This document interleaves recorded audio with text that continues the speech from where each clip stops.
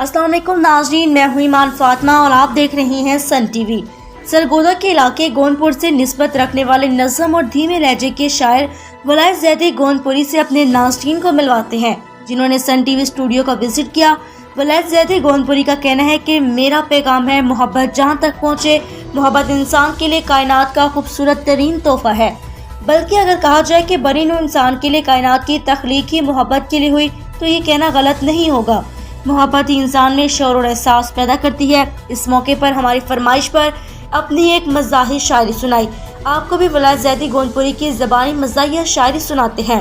Sun TV के नाज़रीन को वलायत ज़ैदी गोंदपुरी की शायरी कैसी लगी, अपना फीडबैक कमेंट्स में दे सकते हैं। ठंड छंड तेरे पासों लगती है मैनू बड़ी ठंड छंड, आ रल के कढ़िए दोवें असीं डंड छंड। तैनूं लखां हुण मुबारकां शादी तेरी होई नहीं, तैनूं लखां हुण मुबारकां शादी तेरी होई नहीं। साढ़े वाल गलिया नहीं सनेड़ा तू कोई नहीं, लड्डू नहीं खुआने तो खुआ दे थोड़ी खंड छंड, आ रल के कढ़िए दोवें असीं डंड छंड। तैनूं लखां हुण मुबारकां शादी तेरी होई नहीं, साढ़े वाल गलिया नहीं सनेड़ा तू कोई नहीं, लड्डू नहीं खुआने खुआ दे थोड़ी खंड छंड, आ रल के कढ़िए दोवें असीं डंड छंड।